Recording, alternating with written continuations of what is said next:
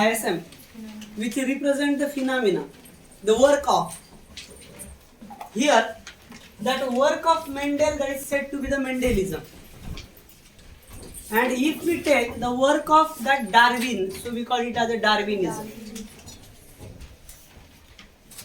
So here, that Mendelism is related with the scientific proof of experimental proof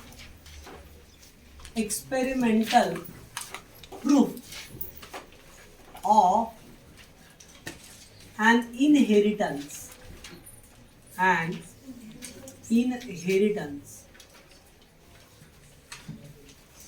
Actually, he conducted experiment.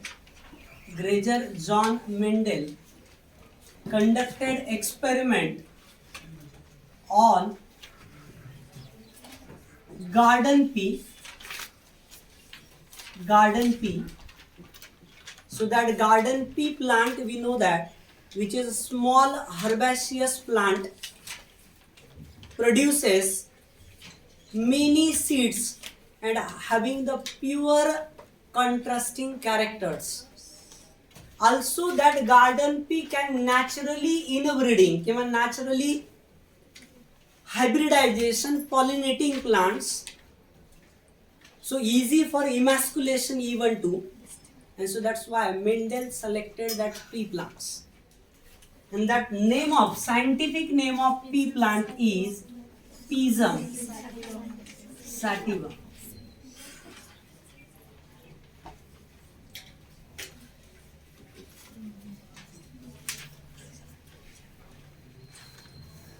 Lin is nothing but the name of scientist who discovered that particular species. That is the name of author, that is called as citation. Binomial nomenclature Pisum sativum, that S is nothing but small here.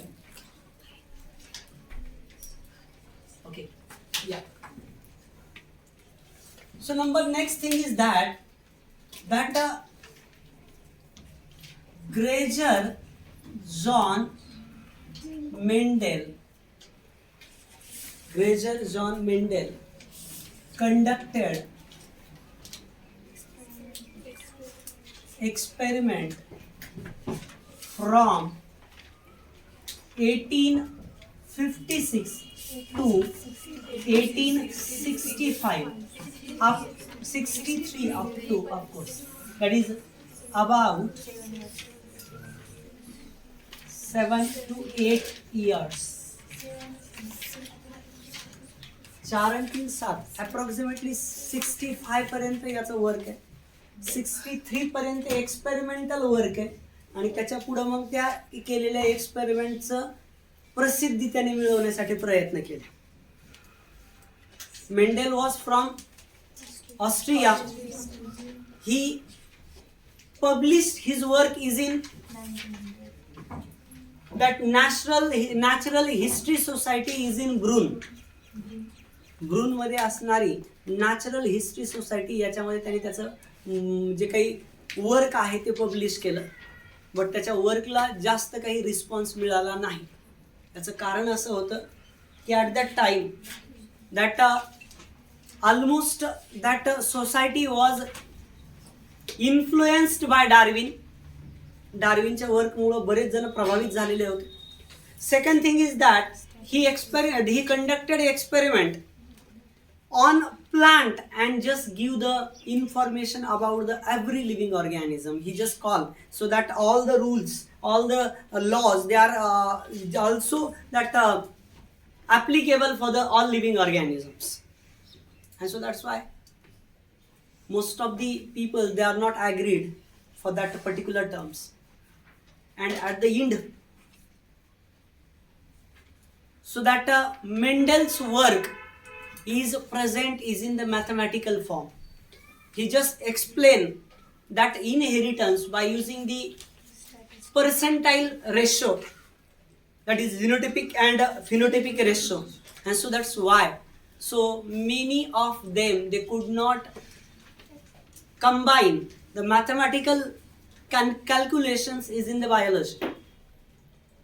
And so that's why, although they are not understood that particular term, but they reject the Mendelism. Okay, and hence, so Mendel's work was unknown till the 19th century.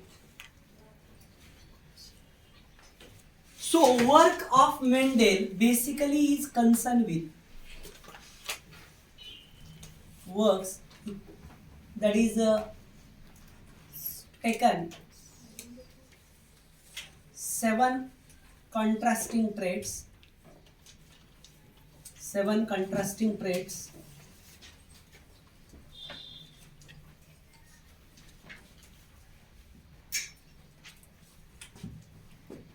taken 7 contrasting traits means nothing but contrasting traits म्हणजे 7 pairs म्हणावं लागेल इथं. 7 pairs of contrasting traits म्हणजे 14 traits. कोणकोणते याच्यामध्ये ते character निवडले? Selected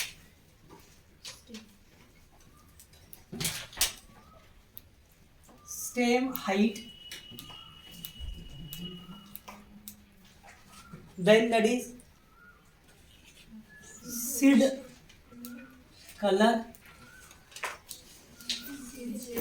seed shape, pod color, pod size or shape, then flower color and flower position. Flower position, फ्लावरचा शेप इथं सेम आहे. That is butterfly like a flower, butterfly like corolla in case of that garden pea. Garden पीच्या flower मध्ये काही shape मध्ये variation नाहीये. Okay, कारण shape सगळ्याच फ्लावरचा पॅपिलिओनॅसी और लेगुमिनॅसी नावाची जी फॅमिली आहे ज्याच्या अंडर गार्डन पी येतं, having the same shape, that is butterfly like Corolla. Okay, butterfly like Corolla.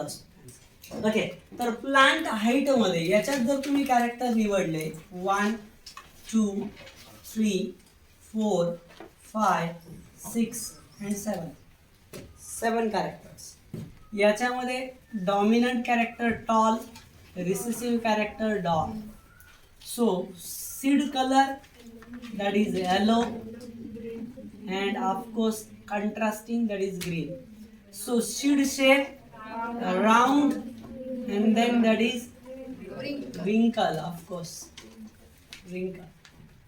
Pod color green, of course at the time of production that is green, and here maturity that is or somewhat the recessive is nothing but the yellow. Pod shape inflated म्हणजे straight अशी शेंग असेल.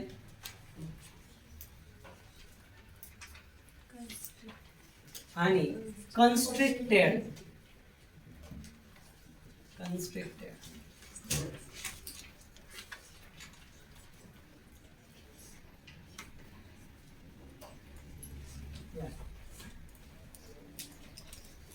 pod shape, inflated आणि constricted.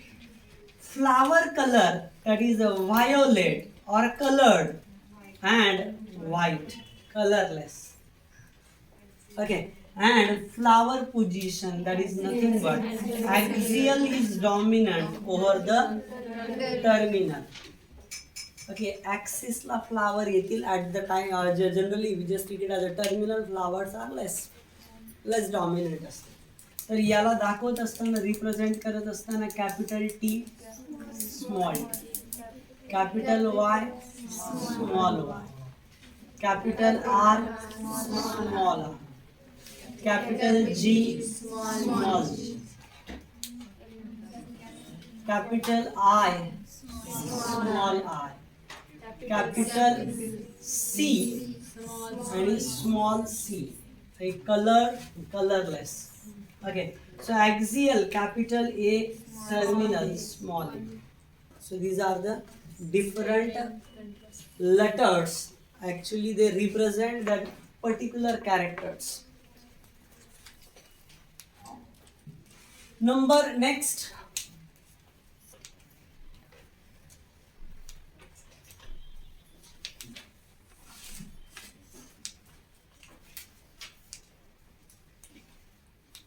Put 3 law using monohybrid and dihybrid crosses. Monohybrid dihybrid क्रॉसच्या मदतीने 3 law त्यांनी put up केले. What we just call that 3 laws are said to be the law of dominance, second one, law of segregation,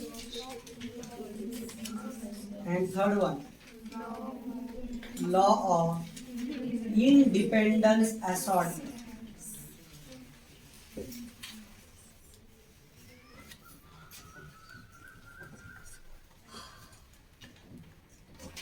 Independent.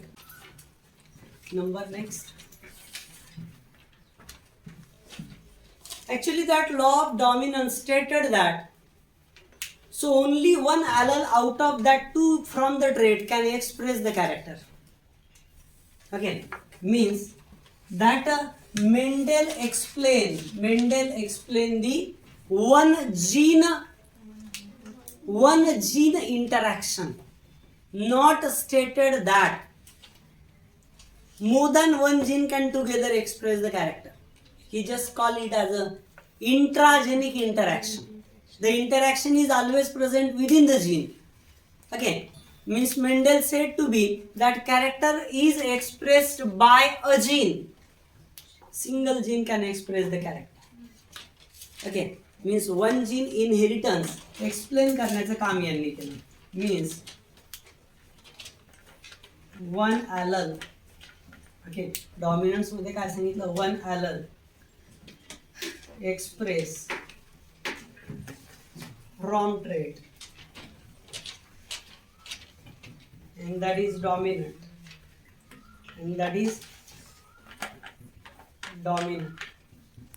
the allele which express the character, so that is dominant. Pair मध्ये फक्त एकच express होते. Segregation is universally applicable. It stated that so at gamete formation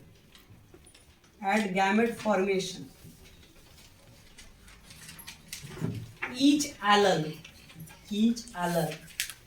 from trait segregated, that is separated. Okay, so this is a segregation. And finally, independent assortment is concerned with the dihybrid cross. It is concerned with the dihybrid cross. Among that particularly, that independent assortment, which means nothing but, here we just consider the capital Y, capital Y, capital R, capital R. So here that trait is formed from that 2 pair of alleles. So the expression of first pair which is always independent on another, म्हणजे पहिल्या जोडीचं expression दुसऱ्यावर किंवा दुसऱ्या जोडीचं पहिल्यावर बिलकुल depend नाहीये. Okay, means each allelic pair expressed themselves separately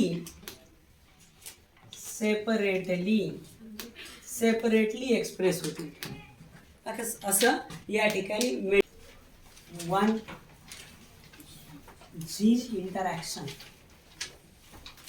is related with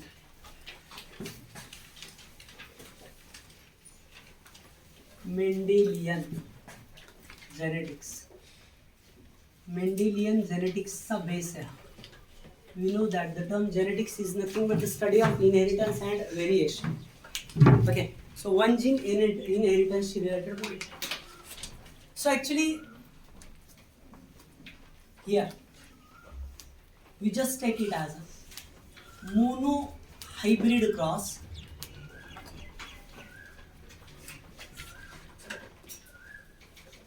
in single character,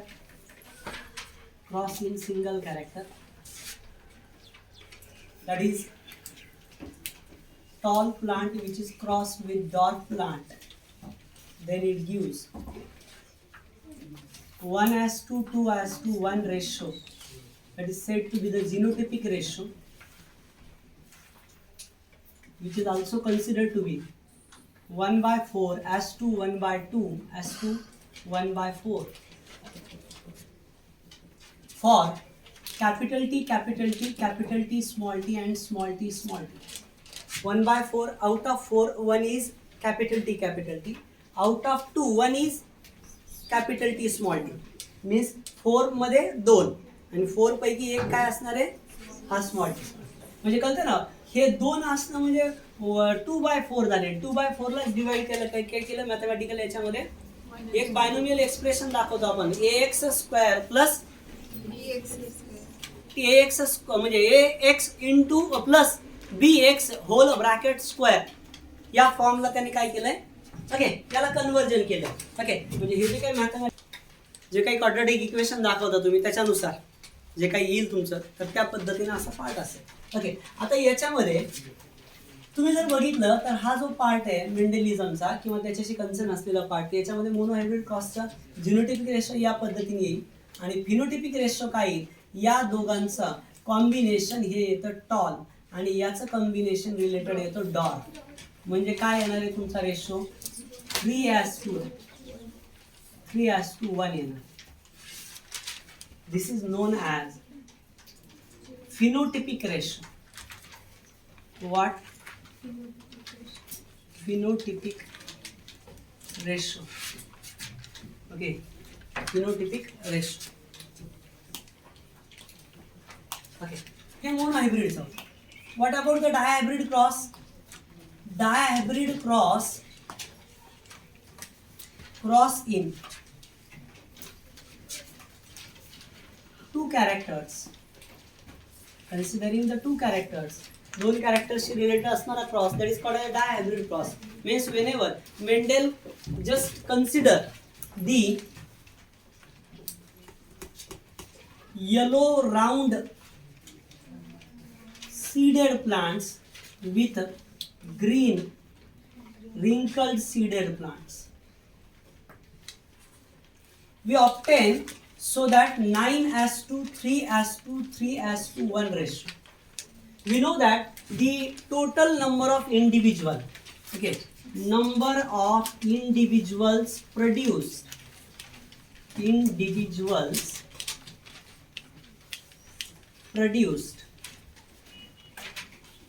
is equal to 4:n, is equal to 4:n.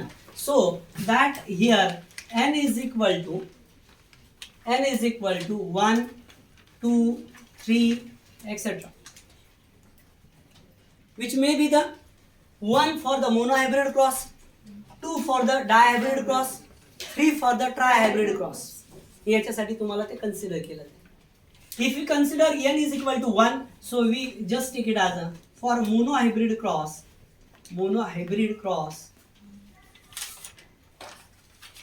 here that 4 individuals produced, and hence we just consider so that 1/4, that is 2/4, 1/4 here we just take it as. Okay, so या पद्धतीने consider.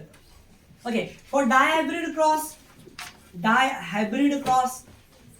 here we just take it as a 4:2. 4:2 means 4:2, that is 4 into 4, that is 16. We just take it as a 16. And that 16 means nothing but out of that 16, 9, out of that 16, 3, out of that 16, 3, out of that 16, 1. Okay, they are taken as, okay, here we just take it as a yellow round,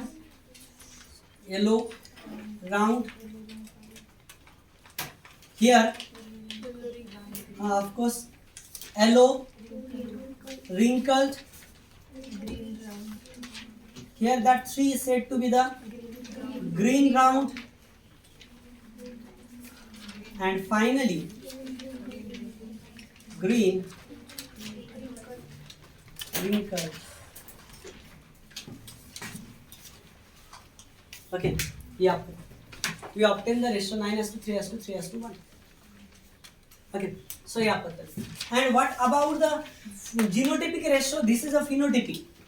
Okay, phenotypic ratio. The genotypic ratio is 1:2, 2:2, 2:2, 4, 1:2, 2:2, 1:2, 2:2, 1. Okay, so this is what for the 9. 9 साठी असेल. This is for that particular 3 and this one is for that particular 3. And finally what about the 1? Okay, तर हे ratio तुमचा असेल या genotypic ratio. आता कसं calculation काढायचं बघा, हे थोडंसं कॉम्प्लिकेशन्स. हे कळून घेण्यासाठी थोडंसं तुम्हाला टेब्युलर फॉर्मकडे आपण घेऊन जाऊया. बघून घ्या.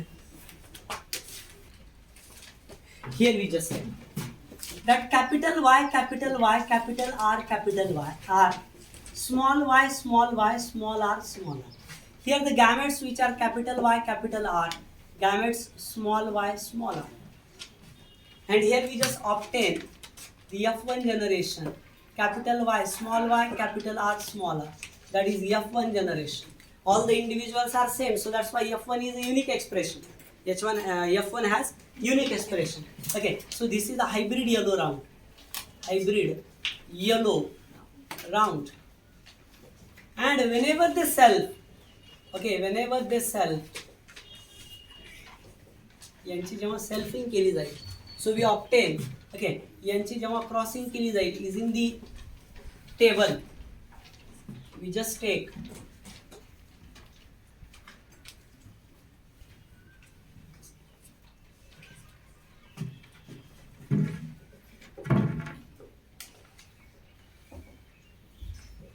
मी रफली दाखवतोय, तुम्हाला पुन्हा सगळ्यांना नीट काढायचं. याच्यावरून कुठलाही प्रॉब्लेम तुम्हाला अटेम्प्ट करता आला पाहिजे आणि येणार जर तुम्ही 1 मिनिट नीट लक्ष दिलं तर. फक्त 1 मिनिट बघा नीट.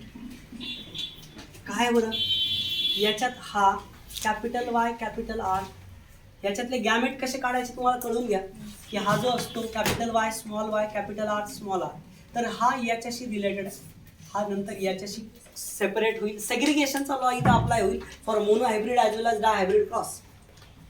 ओके, तर याच्यामध्ये हा याच्यासोबत कॅपिटल वाय, याच्यानंतर या small Y, capital R, then small y, small r. Here that capital Y, capital R, capital Y, small r, small y, capital R, and small y, small r. So these are the gametes. यांना gametes म्हणायचं. Okay, so number of gametes can be calculated by using the formula 2:n. 2:n म्हणजे काय की किती gamete तयार होतील. Okay, 2:n म्हणजे काय, जर समजा गॅमेट जर इथं ट्रेड जर सिंगल असेल तर 2:1 येईल, म्हणजे गॅमेट किती तयार होणार, 2 तयार होणार. होमोझायगस ट्रेट असेल तर एकाच टाईपचे होतील, हेटेरोझायगस ट्रेट असतील तर 2 प्रकारचे. जसं की इथं जर तुम्ही बघितलं तर मोनो हायब्रिड क्रॉस हा ट्रेट आहे. या हायब्रिड ट्रेटमध्ये गॅमेट किती तयार होतील तर कॅपिटल टी वेगळा, स्मॉल टी वेगळा, म्हणजे किती 2. जर हाच जर डाय हायब्रिड क्रॉस असेल 2:2 म्हणजे किती गॅमेट, 4 गॅमेट्स. सो 1 2 3 4 हे 4 गॅमेट्स. ओके, आणि हे ट्रेटमध्ये तुम्हाला काढायचं. आता इथं कुठलंही जरी काढायचं असेल तुम्हाला तरी काढता आलं पाहिजे. जर हा बघितला तुम्ही, इथं सांगितलं तुम्हाला हे वाय, हे वाय, वाय वाय, आणि इथलचा स्मॉल आर आहे. अगोदर कॅपिटल आर घ्यायचा, नंतर स्मॉल आर घ्यायचा, कॅपिटल आर, स्मॉल आर. कुठलाही काढायचं असेल, हा जरी इथं घेतला तर कॅपिटल वाय इकडचं, नंतर हा स्मॉल वाय, नंतर हा कॅपिटल आर घ्यायचा आणि इकडचा स्मॉल आर घ्यायचा. इथं जर काढायचं असेल तर, किंवा इकडचं जर काढायचं असेल तर, इकडचं काढायचं असेल तर कुठलंही घ्या. इथलं जर घेतलं तर हा वाय, हा Y, capital Y, capital R आधी घ्या आणि नंतर स्मॉल आर घ्या. असा कुठलाही ट्रेड दिलेला असेल. तर तुम्हाला विचारलं की या टेबलमध्ये how many number of small Y, capital R seeds produced, असे सीड किती तयार होतील याच्यामध्ये. तर कसं काढायचं माहितीये का, एकदम सिंपल लॉजिक आहे बघा. काय करायचं, याच्या सेपरेशन बघायचं. हे दोन सारखे असतील तर एक लिहायचं त्याच्या खाली, आणि हे दोन सारखे तर त्याच्या खाली एक लिहायचं. दोघांचं मल्टिप्लिकेशन केलं 1 आलं. किती पैकी 1? तर टोटल तुमचे 1 2 3 4 4 चौक असे टोटल डायहायब्रिड मध्ये 16 तयार होतात. 16 पैकी 1, 16 पैकी 1 काय भेटला तुम्हाला? असला मिळेल. तो काही विचारू दे तुम्हाला. एखाद्या जर उद्या विचारलं की बघा हे असे किती असते, तर तुम्हाला सांगता आलं पाहिजे किती मिळणार. तर टोटल इंडिव्हिज्युअल तयार असणार तुमच्याकडे 16. 16 पैकी किती? तर 2 वेगवेगळे आहेत म्हणून 2, आणि 2 सारखे आहेत म्हणून 1, म्हणजे 2 × 1 म्हणजे तुमचं 2. आणि मग किती पैकी 2? तर 16 पैकी 2 म्हणजे 1/8. काढता येईल का बरं? ओके. जर तुम्हाला विचारलं की small y then small r असे इंडिव्हिज्युअल किती असतील बरं? कोण सांगेल बरं? ऑफकोर्स 1. ओके. हे सारखे म्हणजे 1. किती पैकी? 16 पैकी. जर तुम्हाला विचारलं कॅपिटल Y कॅपिटल R असे किती असतील बरं? 4. किती पैकी? 16 पैकी. कसं काढणार तुम्ही? हे 2 मल्टिप्लिकेशन करा. किती येईल? 4. किती पैकी? 16 किंवा 1/4 म्हणलं तरी चालेल. तर हे असे कॅल्क्युलेशन तुम्हाला जमले पाहिजे. आणि त्याच बेसवरती इथं जे कॅल्क्युलेशन केलं ते आहे. हा जो आहे ना, हा आहे कॅपिटल Y कॅपिटल R वाला. हा जो दुसरा आहे ना, हा आहे capital Y small y capital R. हा जो आहे ना, हा आहे capital Y small y capital Y capital R small r. आणि हा जो आहे ना, हा आहे capital Y small r capital R small r. हे असे हे तुम्हाला इथं काढायचे बस. हे किती आता? येलो राऊंडच आहे, येलो राऊंड म्हणजे हे 4ही येलो राऊंड आहे. पहिलं जे तुमचं होतं येलो राऊंड. आणि हे जे आहे ना हा एक कसा मिळेल? येलो रिंकल. पण कसला येलो? तर येलो म्हणजे इनडायरेक्टली वाय आणि रिंकल्ड म्हणजे कसला? Small r 1. आणि हे कॅपिटल Y तर याला येलोला कॅपिटल Y स्मॉल y आणि रिंकल साठी स्मॉल r. हे 2 × 1 म्हणजे 2 म्हणजे 16 पैकी 2 असं. हे तुम्हाला जमलं पाहिजे. कॉन्सन्ट्रेशन लागतं जेनेटिक्समध्ये हाच इश्यू आहे की तुम्हाला कॉन्सन्ट्रेशन देऊन जर सोडवता आलं ना, तर याच्यातला एकही प्रश्न चुकत नाही बघा. कारण कसं आहे माहिती आहे का, एकदा तुम्हाला हे रेशोचं मॅनेजमेंट कळालं तर जेनेटिक्समध्ये किचकटपणा बिलकुलच नाही. लक्षात घ्या. फक्त तुम्हाला हे कळलं पाहिजे की कोण कुणाचं आहे. लक्षात घ्या. ओके. फक्त ते एकदा कळलं पाहिजे. तर व्यवस्थितरित्या हा पार्ट तुम्ही एकदा बघून घ्या. हे डायहायब्रिडचा हा फिनोटिपिक आणि हा जिनोटिपिक रेशो. एक मिनिट हा, तुम्ही थांबा.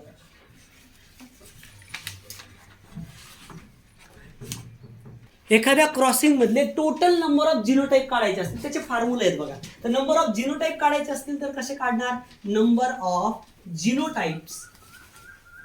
जिनोटाइप्स इज इक्वल टू 3n. हे जिनोटाइप काढायचे. मोनोहायब्रिड क्रॉस असेल तर 3:1 म्हणजे 1च म्हणजे 3. डोक्यावर 1 म्हणजे 3च्या डोक्यावर 1 म्हणजे 3च म्हणजे 3 प्रकार. 1:2:1. ओके. फिनोटाइप काढायचे असतील तर गॅमेट काढण्यासारखा फॉर्म्युला आहे 2:n. ओके. फिनोटाइप काढायचे असतील तर 2:n वापरायचं. ओके. तर या पद्धतीचा नंबर ऑफ गॅमेट्स काढायचे तुम्हाला एखाद्या ट्रेटचे. एखाद्या ट्रेट मधून किती गॅमेट तयार होतात हे काढायचे तुम्हाला. तर ते काढत असताना एक सिंपल गोष्ट डोक्यात घ्यायची की फॉर्म्युला वापरायचा 2:n. कारण मियोटिक डिव्हिजन मल्टिप्लिकेशन मध्ये जातं 2:n. ओके. तर आता बघा, नंबर ऑफ गॅमेट्स काढताना जर तुम्हाला होमोझायगस ट्रेट दिलेला असेल, तर किंवा हेटेरोझायगस ट्रेट दिलेला असेल, तर या ट्रेट नुसार तुम्हाला गॅमेट काढता येतात. म्हणजे जर समजा 2:1 घेतलं, 1 म्हणजे मोनोहायब्रिड क्रॉस, तर तुम्हाला टोटल नंबर ऑफ गॅमेट किती मिळणार 2:1. म्हणजे इथं जर तुम्ही बघितलं तर होमोझायगस स्ट्रेट असेल म्हणजे कॅपिटल टी असेल, तर याच्यातून तुम्हाला गॅमेट जरी 2 मिळत असतील टी आणि टी, तरी हे टाईप मात्र ओनली 1 असतो, ओनली 1 टाईप. कारण होमोझायगसचे दोन्ही तयार झालेले सारखे असल्यामुळं ओनली 1 टाईप म्हणायचं. Type 1 number 2. नंबर किती तयार होतात तर 2:1 म्हणजेच 2 तयार होतील, बट ऍक्च्युली टाईप मात्र 1 असेल. आणि जर हेट्रोझायगस स्ट्रेट घेतला तुम्ही, कॅपिटल टी स्मॉल घेतला, तर याच्यामध्ये कॅपिटल टी एक गॅमेट आणि स्मॉल टी एक गॅमेट, म्हणजे गॅमेटचे टाईप सुद्धा किती झाले 2 टाईप्स झाले. 2 टाईप, एक टी वेगळा दुसरा टी वेगळा, म्हणजे 2 टाईपचे गॅमेट झाले. कधी हेट्रोझायगस स्ट्रेट असेल तर. म्हणजे उदाहरणार्थ कसं बरं की जर मी YYRR लिहिलं, मी तुम्हाला म्हणलं याच्यापासून किती टाईपचे गॅमेट तयार होतील, तर तुम्ही म्हणणार सर तर याच्यापासून टाईप ऑफ गॅमेट हे एकच होतील. कारण ट्रेट कसा आहे होमोझायगस, ट्रेट होमोझायगस आहे म्हणल्यावर गॅमेटचे टाईप सेम. म्हणजे याचं YR ओके, कसले कसले gamete, capital Y capital R हे पहिलं gamete, capital Y capital R दुसरं gamete, capital Y capital R तिसरं gametes, capital Y capital R चौथं गॅमेट्स. म्हणजे हा याच्यासोबत, हा याच्यासोबत, हा याच्यासोबत, हा याच्यासोबत, हे तुम्हाला 4ही प्रकारचे गॅमेट्स मिळतील. कळायला लागले का बघा. हे या पद्धतीने गॅमेट्स मिळतील. किती प्रकारचे 1. का? कारण ट्रेट होमोझायगस. ट्रेट जर हेट्रोझायगस असेल, capital Y small y capital R small r, तर किती हेट्रोझायगस आहेत, डायहायब्रिड क्रॉस आहे. म्हणजे डोक्यावरची n च्या ऐवजी किती लिहावं लागेल तुम्हाला 2 लिहावं लागेल 2. ओके, 4 तयार होतील गॅमेट्स. ओके, डायहायब्रिड म्हणल्यावर नंबर ऑफ n च्या जागेवर काय लिहावं लागेल तुम्हाला, इथं तुम्हाला काढावं लागेल n च्या जागेवर 2, म्हणजे टोटल 4 गॅमेट्स तयार होतील. आणि 4ही वेगवेगळे असतील. 4ही कसे असतील, वेगवेगळे असतील. कसे वेगवेगळे, तर हे वेगवेगळे असे असतील की कॅपिटल Y आणि कॅपिटल R, कॅपिटल Y सोबत कॅपिटल R ही पहिली जोडी, या कॅपिटल Y सोबत दुसरा छोटा r म्हणजे कॅपिटल Y सोबत स्मॉल r, त्याच्यानंतर स्मॉल y सोबत कॅपिटल R, स्मॉल y सोबत कॅपिटल R, आणि याच्यानंतर स्मॉल y सोबत स्मॉल r, स्मॉल y सोबत स्मॉल r, कसला स्मॉल r. ओके, तर असं तुम्हाला या ठिकाणी घ्यावं लागेल. ओके, जर मी तुम्हाला एक ट्रेट दिला, बघा बरं किती जणांना जमेल. स्मॉल r स्मॉल r, कोण सांगेल बरं मला याच्यापासून किती गॅमेट तयार होतील आणि किती प्रकारचे तयार होतील. किती गॅमेट आणि किती प्रकारचे तयार होतील. नंबर मात्र डोक्यात घ्या बघा. डायहायब्रिड क्रॉस म्हणल्यावर नंबर काही बदलणार नाही. नंबर ऑफ गॅमेट्स 2:2 म्हणजे 4 गॅमेट तयार होतील बघा. आणि किती म्हणले बघा तुम्ही, capital Y small r, capital Y थांबा हो, कॅपिटल Y पुन्हा small r, small y small r असं असते ते, आणि पुन्हा स्मॉल y स्मॉल r. म्हणजे 4 तयार झाले, पण हे 2 सारखे, हे 2 सारखे. टाईप किती झाले बरं 2.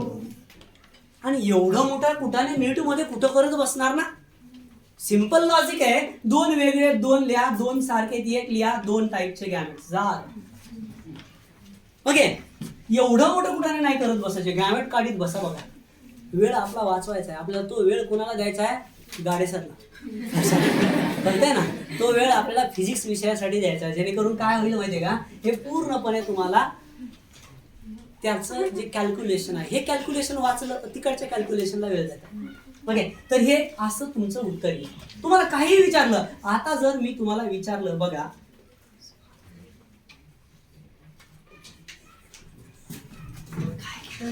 उलट सुलट लिहिलंय बघा. आता तुम्ही काय केलंय, अगोदर त्याला सोपं लिहून घ्या. अगोदर मोठ्या माणसाला किंमत द्यायची बघा. कॅपिटल Y त्याच्याजवळ छोटा y, कॅपिटल R त्याच्याजवळ छोटा r, आणि हे असलं म्हणजे हे असलंय. मग हे म्हणजे काय आहे, हे म्हणजे 4. कळलं. आणि अगोदर लिहून घ्यायचं. कधी कधी पुस्तकामध्ये मागं पुढे मुद्दाम करून देतात. हे जे क्वेश्चन विचारतात ना हे लोक, हे तुमचं टॅलेंट पण पाहत असतात मुद्दाम मागे पुढे. मागे एक क्वेश्चन आहे बघा, capital R small Y, capital small r capital Y असा ट्रेड दिला आणि काय म्हणले सांगा याच्यातून कोणते गॅमेट तयार होतील. आता उगाच कन्फ्युज केलं की नाही बरं हे असला ट्रेड देऊन. हाच ट्रेड जर लिहायचा झाला तर सोप्या भाषेत आपण असंच लिहिणार, जोड्या वेगवेगळ्या, झालं आपलं उत्तर. असं कळलं म्हणजे आपल्याला कळलं लगेच. पण यांनी काय केलं, उगाच कन्फ्युज केलंय, कारण या आरचा जोडीदार लांब नेऊन टाकलाय आणि या वायचा जोडीदार लांब नेऊन टाकलाय. मग तसं केल्यामुळे काय झालं, आपण झालं तर कन्फ्युज, कसं झालं बाबा नवीनच काहीतरी. हा असं. त्याच्यामुळे अगोदर काय करायचं, कधीही ट्रेड दिल्याच्या नंतर डोकं स्टेबल ठेवायचं, जवळ लिहायचे आणि नंतर त्यांच्यातून मग सेपरेशन करायचं. हे झालं तुम्हाला नंबर ऑफ गॅमेट्स कसे काढायचे त्याच्याबद्दल. Is it clear?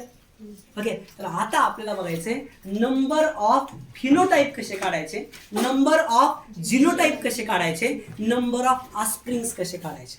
ओके. तर नंबर ऑफ गॅमेट्स झालं, नंबर ऑफ ऑफस्प्रिंग्स कसे काढायचे, किती F1 जनरेशन असेल, F2 जनरेशन असेल, कुठलीही असेल, number of offsprings in specific generation, कोणती असो, स्पेसिफिक जनरेशन किंवा क्रॉसिंग, कोणत्याही स्पेसिफिक जनरेशनला, F1 ला म्हणा, F2 ला म्हणा, काय म्हणा.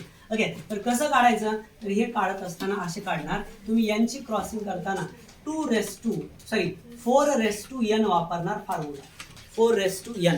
ओके. आणि याच्यामध्ये n म्हणजे काय आहे बरं, नंबर ऑफ ट्रेड्स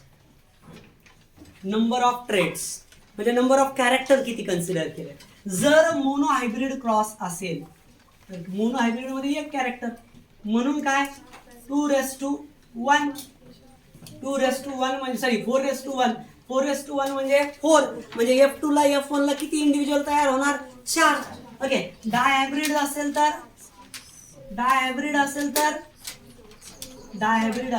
4:2 म्हणजे 16. 8 नाही रे बाबांनो, जसे 4 दुने 8 करताना बघा. ओके. काय आहे, 4चा वर्ग येतो. बरं मला सांगा, ट्राय हायब्रिड क्रॉस असेल, ट्राय हायब्रिड क्रॉस 4:3 किती झाले, 64. कसं केलं, 4चा घन केला, 4 चौक 16, 16 चौक 64 असं तुम्हाला आलं. हे नंबर ऑफ ऑफस्प्रिंग्स काढण्यासाठी झालं, नंबर ऑफ प्रोजेनी काढण्यासाठी झालं. ओके. आता बघा नंबर ऑफ फिनोटाइप्स काढायचे तुम्हाला. Number of phenotypes they are equal to the number of genotype. Not genotype, gametes. 2:n जेवढे गॅमेट काढण्याचा फॉर्म्युला आहे तसंच फिनोटाइप काढण्याचा पण फॉर्म्युला. फिनोटाइप कसं काढायचा, 2:n वर. ओके. तर फिनोटाइप काढण्यासाठी हा फॉर्म्युला डोक्यात ठेवा. म्हणजे मोनोहायब्रिड क्रॉस असेल तर किती फिनोटाइप,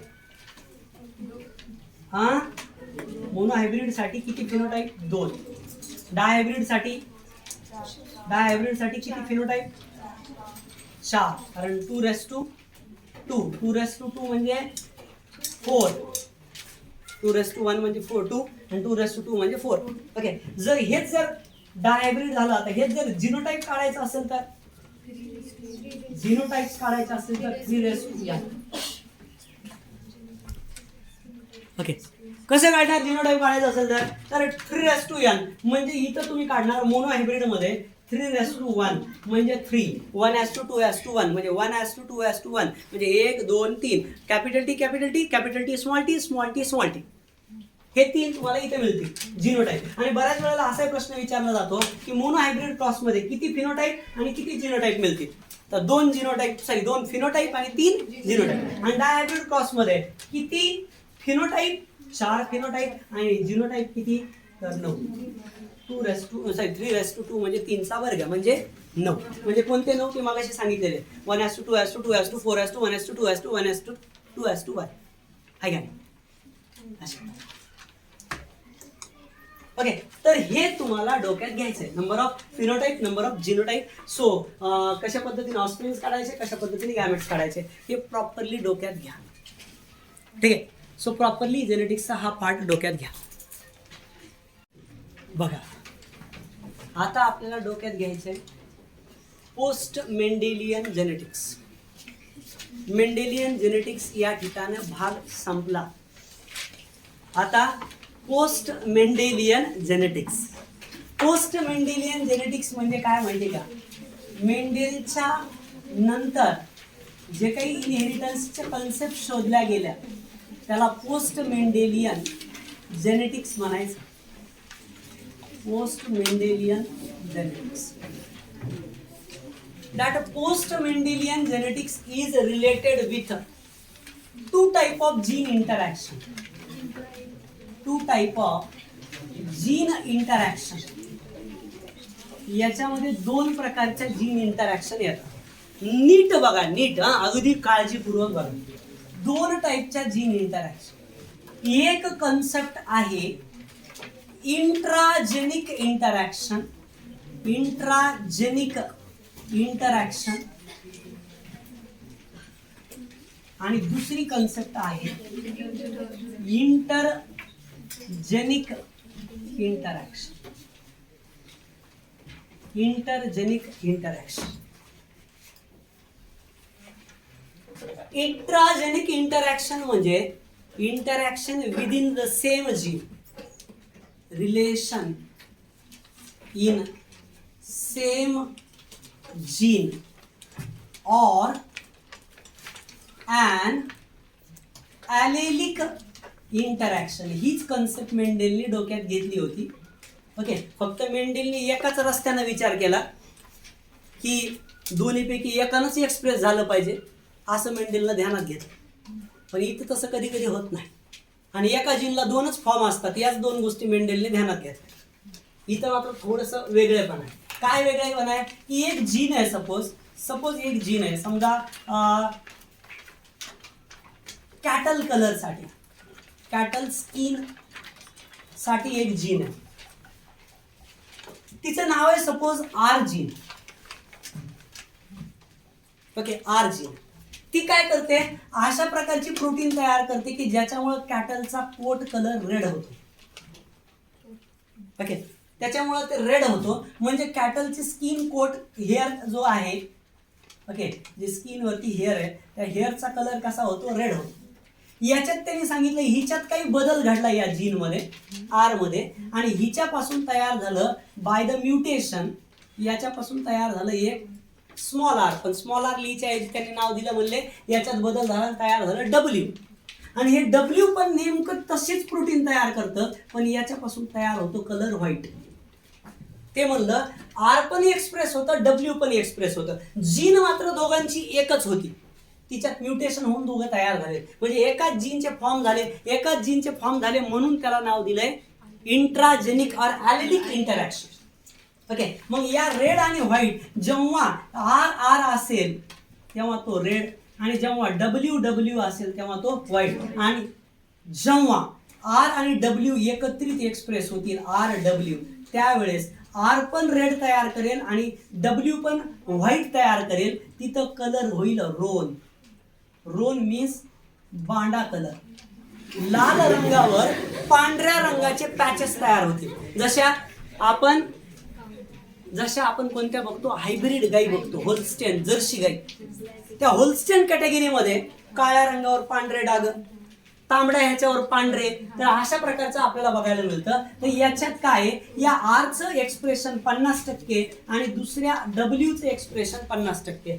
असं जर असेल तर याला म्हणायचं कोडॉमिनन्स. काय म्हणायचं याला? कोडॉमिनन्स. ओके, याच्यामध्ये कन्सेप्ट मध्ये जीन 30 पकडली, एक्सप्रेशन मात्र 50-50. ओके, दुसरी एक कन्सेप्ट अशी घेतली त्यांनी की कधी कधी, जसं की या ठिकाणी एक कन्सेप्ट आहे, एक फ्लावर आहे. कुणाचा फ्लावर आहे? The flower of Snapdragon.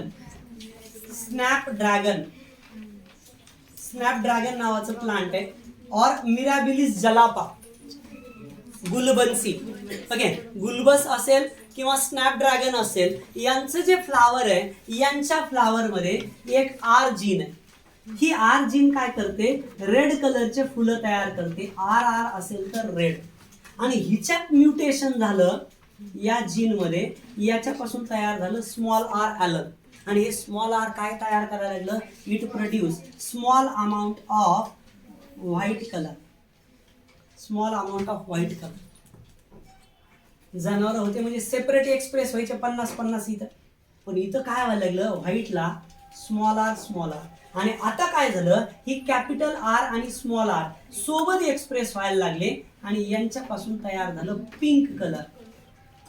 Capital R small r पासून काय तयार झालं, पिंक कलर. याचा अर्थ असा झाला की इथं या कॅपिटल आर न जास्त रेड तयार केले, 50% जास्त, म्हणजे जवळजवळ 80% रेड आहे. आणि व्हाईटचं एक्सप्रेशन सपोज 10-20% म्हणजे 20%. त्याच्यामुळे काय झालं, रेड आणि व्हाईटचं अनइक्वल कॉम्बिनेशन मुळे पिंक कलर आला. म्हणजे याला म्हणायचं इनकम्प्लीट डॉमिनन्स. काय म्हणायचं याला, इनकम्प्लीट डॉमिनन्स. स्नॅपड्रॅगन असेल किंवा मिराबिलिस जलापा असेल, इनकम्प्लीट डॉमिनन्स. काय म्हणायचं, जेव्हा जीन अनइक्वल एक्सप्रेस होतील तेव्हा इनकम्प्लीट डॉमिनन्स, आणि जेव्हा ट्रेट मधल्या जीन इक्वली एक्सप्रेस होतील तेव्हा को डॉमिनन्स. को डॉमिनन्स कोण कोण दाखवतं, तर कॅटल स्किन कलर, कॅटलच्या हेअर कलर, आणि एबी ब्लड ग्रुप.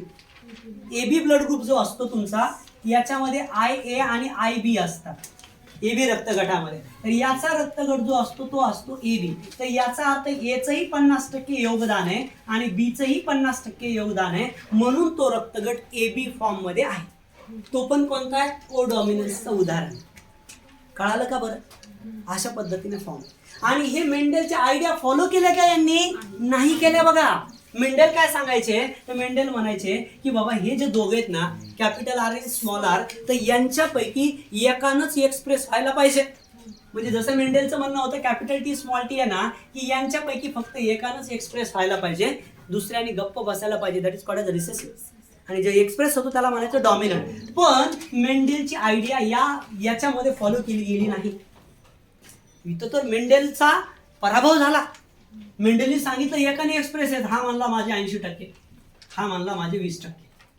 पण मेंडेल म्हणले होते तसं नसतं, एकानेच एक्सप्रेस व्हायला पाहिजे. म्हणजे मेंडेलची आयडिया फॉलो नाही केली, मेंडेलची आयडिया फॉलो नाही केली. So that is a non मेंडेलिझम.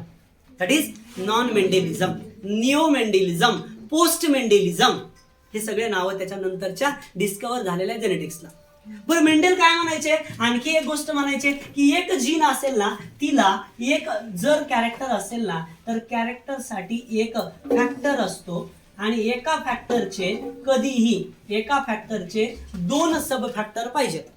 एका फॅक्टरचे काय पाहिजेत, 2 सब फॅक्टर पाहिजेत, म्हणजे 2 ॲलल पाहिजेत. तर एका फॅक्टरला, किंवा त्याला तुम्ही जीन म्हणता, एका जीनला 2 फॅक्टर पाहिजेत. म्हणजे कसं, हाईटसाठी जर समजा असेल तर एक कॅपिटल टी पाहिजे आणि दुसरी स्मॉल टी पाहिजे, तिसरी नाही पाहिजे. हे कुणाचं म्हणणं होतं, मेंडेलचं. पण इथं काय झालं, आणखी एक तिसरं एक्झाम्पल आपलं, पहिलं को डॉमिनंट, दुसरं इनकम्प्लीट डॉमिनंट, तिसरं multiple alleles. Okay, multiple alleles. Multiple alleles काय म्हणतोय मल्टिपल ॲलल्स मध्ये, the term multiple means more than 2. ओके, एक जीन आहे आय नावाची, which represent the blood grouping. RBCs मध्ये असणारी ही जीन आहे आय नावाची, हिचे 3 वेगवेगळे फॉर्म आहेत. म्युटेशन झालं हिच्यामध्ये, हे वाईल्ड टाईप आहे, डॉमिनंट आहे, having the mutation and produce A type of protein, so IA, produce B type of protein IB, and which is unable to produce the protein, that is called as small i. Small i म्हणजे recessive झालं, B म्हणजे एक आणखी एक प्रकार झाला, IA म्हणजे आणखी एक प्रकार. म्हणजे एका जीनचे किती फॉर्म झाले हो, 3 फॉर्म झाले. मेंडेलला माहिती होतं हे, एका जीनचे 3 फॉर्म. म्हणजे याचा अर्थ मेंडेलची आयडिया झाली काही नाही झाली, म्हणजे नॉन मेंडेलिझम. म्हणजे मल्टिपल ॲलल इज ऑल्सो नॉन मेंडेलिझम. तर याच्यात कोणती प्रोटीन, हे ए म्हणजे काय असतं की आरबीसीज ज्या आहेत ना, ह्या आरबीसीज, या आरबीसीजच्या डोक्यावर प्रोटीन तयार होत असतं, त्याला तुम्ही म्हणता अँटीजन. काय म्हणता तुम्ही त्याला, antigen. And that antigen help to recognise the blood group, help to show the blood group. Okay, तर याच्यामध्ये ए प्रोटीन तयार होते, ए प्रोटीन तयार होते, म्हणजे ब्लड ग्रुप ए झाला. IB म्हणजे असेल तर याच्यामध्ये बी प्रोटीन तयार होते, म्हणजे ब्लड ग्रुप काय झाला, बी झाला. आणि हे no protein form, no protein form, याचा अर्थ इथं ब्लड ग्रुप शो होणार नाही. म्हणजे काय बरं, तर याच्या कॉम्बिनेशननुसार वेगवेगळे फॉर्म तयार झाले, ते आपण आता थोडक्यात बघू. बघा काय झालं इथं, असं आहे हे ब्लड ग्रुप, हे त्याचा जिनोटाइप, नीट बघा, ब्लड ग्रुप ए असेल, बी असेल, ए बी असेल किंवा ओ असेल, हे झाले त्याचे फिनोटाइप. किती फिनोटाइप झाले? 4. रक्तगट किती असतात मग? 4. 1 2 3 आणि 4. थोडं कंट्रोल करा, पुढचा पाठ घेऊ. सो बघा, या ब्लड ग्रुप जो आहे ना, तर या ब्लड ग्रुपला आरबीसीच्या सरफेसवर प्रोटीन तयार करायचे असतात. तर इथं रक्तगटामध्ये IA, नुसतं IA एकटा तर एक्सप्रेस होणार नाही. मेंडेलने तसं झालं असतं तर म्हणले असते मेंडेल बाबा की हे टी म्हणजे काय, टॉल म्हणा, हे स्मॉल टी म्हणजे काय, डॉर्क म्हणा. पण ते तसं नाही म्हणले. ते काय म्हणले की बाबा या ॲललिक ग्रुपचं कॉम्बिनेशन करा, त्याला म्हणा ट्रेट. आणि ट्रेट तयार झाल्याशिवाय मम्मीकडचा एक कॅपिटल टी असेल किंवा स्मॉल टी असेल, पप्पाकडचा एक, कॉम्बिनेशन मग टॉल, कॉम्बिनेशन टॉल. कळतंय? ओके. तर इथं IA असू शकतं, मम्मीकडचं IA, पप्पाकडचं IA म्हणजे हे रक्तगट, अथवा IA आणि मम्मीकडचं किंवा पप्पाकडचं स्मॉल आय. ओके. हे असे दोन्ही पैकी एक असेल तर हे रक्तगट IB अथवा IB स्मॉल आय असं असेल तर बी रक्तगट, आणि IAIB दोन्ही प्रोटीन तयार झाल्या आरबीसीच्या सरफेसला. ए पण तयार झाली आणि बी पण तयार झाली. समजा ही बी आहे, ओके, ही ए बी आहे, आणि जर आरबीसीच्या सरफेसला दोन्ही तयार झाल्या, ओके, ही ए पण तयार झाली आणि ही बी पण तयार झाली, बी पण आणि ए पण, याला म्हणायचं AB. ओके. नुसतं ए तयार झाली तर ए रक्तगट, बी तयार झाली तर बी रक्तगट, AB दोन्ही तयार झाल्या तर AB रक्तगट. आणि नुसतं कोणतीच नाही तयार झाली, कोणतीच तयार झाली, स्मॉल आय म्हणजे या जीनमध्ये कॅपॅसिटीच नाही प्रोटीन तयार करण्याची. ओके. सो त्यावेळेला no glycoprotein, no protein form on the surface of RBCs. So this is a O blood group. हा ओ ब्लड ग्रुप हा अतिशय महत्वाचा आहे. का? कारण या रक्तगटामध्ये प्रोटीन तयार नसते, त्याच्यामुळे कुणालाही दिलं तर काही प्रॉब्लेम नाही. त्याच्यामुळे युनिव्हर्सल डोनर म्हणता तुम्ही. त्यात RH फॅक्टर पण नसला मग तर माझ्याच माझ्या लक्षात घ्या. ओ निगेटिव्ह वाला जो असतो तो कुणालाही देऊ शकतो, ओ पॉझिटिव्ह वाला देऊ शकत नाही कुणालाही. का? कारण ओ पॉझिटिव्ह वाल्याने जर निगेटिव्ह वाल्याला ब्लड दिलं अँटीजन तर प्रॉब्लेम होऊ शकतो. त्याच्यामुळे ओ निगेटिव्ह वाला युनिव्हर्सल डोनर आहे, ओ पॉझिटिव्ह पेक्षा. डोक्यात घ्या. कळते ना? तिन्ही प्रोटीन नसतील तर तो इझिली